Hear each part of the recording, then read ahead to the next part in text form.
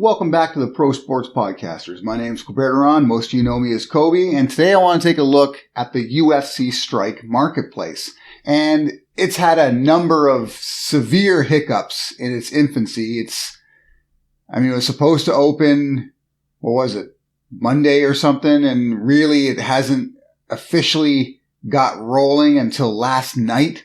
So to say it's had some issues would be an understatement, but it's going now. It seems to be somewhat stable. And as a result, I've taken advantage of a few things. And that's what we're going to talk about in this video.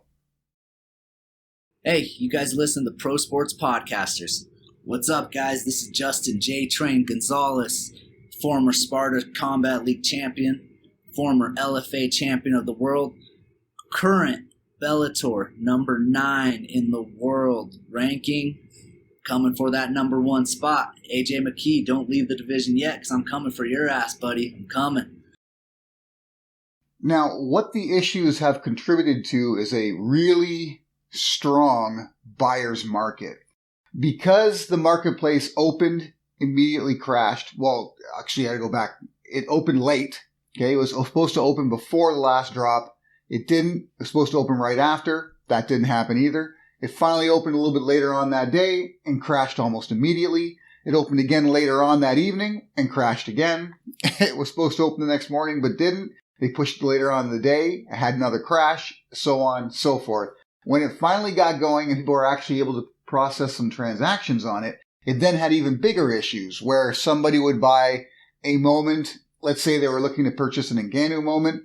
But then when the transaction went through, they checked their inventory of moments and find out that, oh shit, I didn't get an Ngannou, I got a Tuivasa instead. So there was a mix-up there of the wrong moments being displayed or sent to the wrong accounts. There is a issue that had started back before the marketplace even opened where moments would disappear from your account, and I'm actually affected by that. And there was just a number of things, transaction issues, things not being processed properly, multiple crashes, total slowdowns. You get it. Whatever could go wrong was going wrong at the very beginning. And as a result of this, people who were looking to kind of get in, make a quick buck and get out didn't have that opportunity. They panicked because they would list their moments expecting them to sell at a pretty decent price, and then nothing would happen. And the reason for this is because people were having a hard time purchasing anything. Your chances of actually completing a transaction was really small. And then even if you did find a moment that you were interested in buying, if other people were interested in buying it at the same time, which was happening quite regularly, then you'd have this like mass slowdown caused by 1,000 different people clicking on the same moment for purchase. So that would happen. And those individuals that were looking to, say, make a few bucks on their original investment found themselves impatient. So what would happen is they'd look at what they had listed. So let's say I listed a Tuivasa for sale, and let's say I listed them at $30. And after a day, I go back and I'm looking and he's still sitting there. But worse than that is you've got people now who are like, well, if they're not selling at 30, primarily because the market was screwed up, maybe I should list it for 20.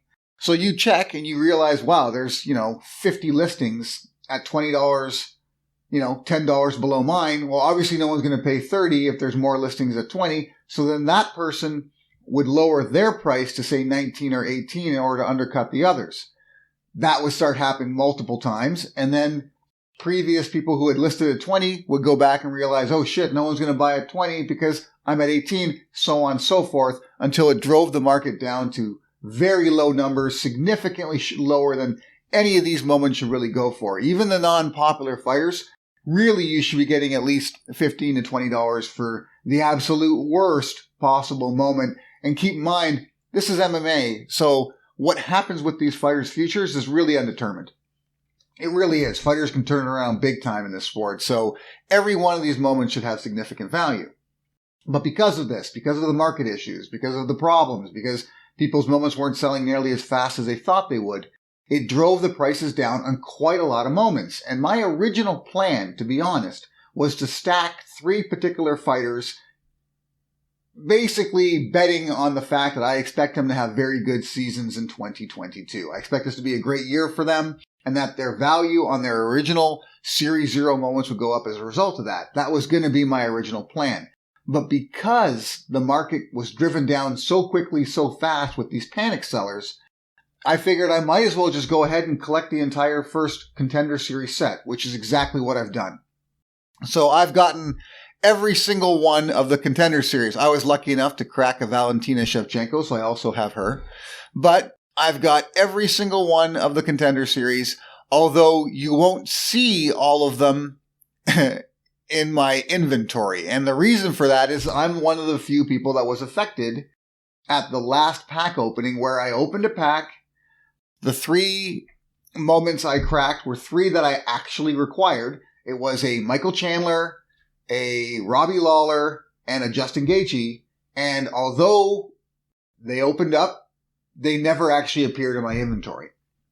So I contacted Dapper Labs, and they're working on the process of basically returning them to my inventory so that I can actually see them there. But they're mine. They said they assured me I'll be getting them, so I officially own them. You just can't see them, right? They will not appear. I can't watch them. They're not even going to appear in my Dapper account right now. They're basically lost in the ether until they can be recovered. But with those 3, I actually have every single Contender. I have a few doubles that I'm selling. I'm going to sell off the couple of doubles that I have. And of course, I have Valentina. But let's look at what's going on in the marketplace. So this is still a buyer's market. This is still a great time for people who maybe didn't even get in on the initial drops to just go ahead and buy the moments that they want, because at the prices they're going at right now, you really can't lose. As soon as this system gets smoothed out, right? As soon as they start selling Series 1 moments and the utility starts to be applied to some of these moments, you're going to see all the values go up. And some of them have already started to level out at a more reasonable level. So let's go into the marketplace. We'll take a look at what some of these are going for. This is just newest listings. So to give you an idea of why I'm saying it's a buyer's market. So Michael Chandler, lowest ask, $9. That's ridiculous. That is absolutely ridiculous. There's a very good chance that Michael Chandler will have one of the next fights against Conor McGregor. There's a very good chance for that. They have a very similar style when it comes to the way they fight. It would be a very exciting fight. Neither one of them is going to back down from that. They're both at a point in their career where that fight makes sense. If you have a Chandler moment and he gets to fight with Conor McGregor and then wins, trust me, you're going to wish you bought a Chandler. Although this is lowest ask $9, if you're getting him for 12 to 15, that's a complete steal. Here you got a couple of up-and-comers. You got McKinney, you got Morono, you got Nischekwu, right? I can never pronounce his name perfectly. But again, look at these. Look at the lows here. Lowest ask 7. Lowest ask 3. It's like free. That's free. Like you might as well just buy it because of the price, right? And lowest ask 5. And this guy, he's a bona fide killer. He's a serious up-and-comer. Going for 5, I think this is just a direct result of the fact that people can't pronounce his name, so they don't really follow him as a result of that. But trust me, his name's Kennedy. Kennedy is just awesome, right? That's $5. Come on.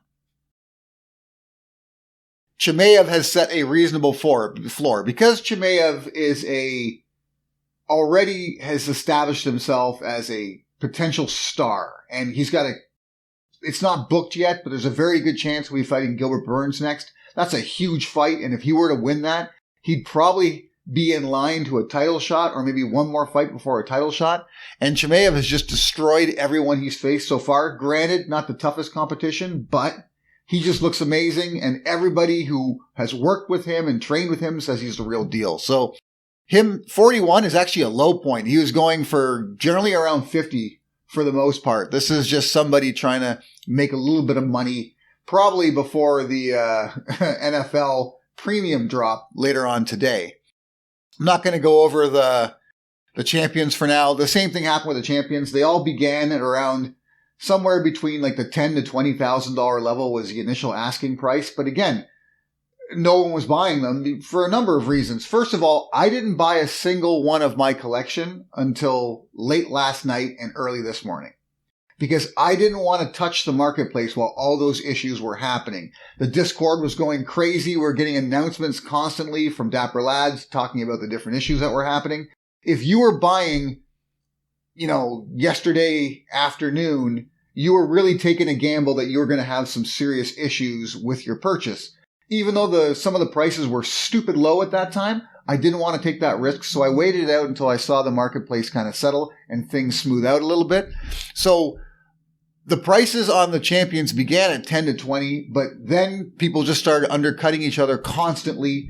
It would go from 10, and then all of a sudden the lowest would be 8, then the lowest would be 7, then the lowest would be 5, then the lowest would be 3, and then a couple of them even got down to about $1,000. Of course, at that point, you've got people who are very interested in making a very big return on some of these champions, so some of them sold at that point, because if you've got the money to invest, if you're buying a 1 of 75 UFC champion for $1,000 or $2,000, trust me, in a year's time, you're going to be laughing your way to the bank. So I understand why they did it. Arche, $5. Pimblett, 18. Pimblett's got a pretty, this is actually a pretty fair floor for him. I think 20 would probably be fair, realistically. Pimblett has got a lot of hype on him. He knows how to promote himself, but really he's only had one fight in the UFC and he almost lost that. I don't see him as much of a factor in the future as some of the other guys that are in the Contender series. Pimblett's just got a lot of hype behind him, so that's why they minted his first moment. But really, I think as soon as he fights anybody of real caliber, he's going to get beat. He just doesn't have the skills yet. He's still developing, in my opinion, but he's got enough of a following and he knows how to promote himself that he'll be in the UFC for quite some time. Sanders, $5. Barnett, 7. Topuria, 5. Topuria is undefeated. Come on. Tuivasa just got listed at 11, so there's a lower one. Someone trying to just make a little bit of money off it. I don't know why. And Ngannou's got a good floor, 35. And here's the weird thing about Ngannou. So you got to look at this two ways. There's a very good chance he may never fight in the UFC again, right? There's been talks already of the UFC are about to release him. Because the next thing he wants to do is box for big money. And I get it. He's the heavyweight champion of the world in the UFC, the baddest man on the planet. This is his chance to make a lot of money. And if he could do that boxing, I see why he wants to do it. UFC doesn't want to go that route. So they're probably going to cut him. Maybe he comes back after, but in the meantime, he's not going to be on the UFC roster. So you can look at it like this could be one of the only, 2 minted UFC Strike moments of Francis Ngannou ever. That's a possibility. And maybe for that reason, it could be worth more later. Or you can also look at it, do you really want to have it if it's not going to ever add any real utility? How you want to look at it, it's entirely up to you. I'm looking at it like I'm not going to invest heavily in Francis Ngannou because I don't know if he'll be back. That's about it. Okay, so that gives you an idea of why I'm saying it's a buyer's market. I had no intention of completing the set. Really, no intention. But when I realized with what I had already purchased and had in my collection, I needed 10 or 12 more actual fighter moments of the individual fighters to actually get the Contender set. And when they're averaging, $10 each, it was a no-brainer for me to spend the, whatever it is, $100 to $150 to build the entire set in case there's some sort of a bonus or utility that comes with owning the entire Contender set. Plus, it's hedging my bets. If any of these original fighters do well, I'm laughing. You only need a few of them to do well, and I guarantee you a few of them are going to do well. In a future video, I'll talk about which ones you should maybe stack if you want to actually stack particular fighters and particular moments in hopes that they're going to give you a huge return later. I'll go over that in the next video. But for right now, I just wanted to show you the marketplace is prime for the picking at this particular moment. Later on today, it may even get better when the NFL premium pack, the first premium pack for NFL drops. And there was only just over 28,000 of them. Anybody who doesn't get in on that is probably going to be active on the UFC Strike Marketplace and active in the NBA Top Shot Marketplace. So up until that point, you're going to have some very low prices as people stack their accounts, building Dapper credit in the anticipation of maybe buying one of those $260 NFL premium packs. So watch the marketplace closely today. Till next time.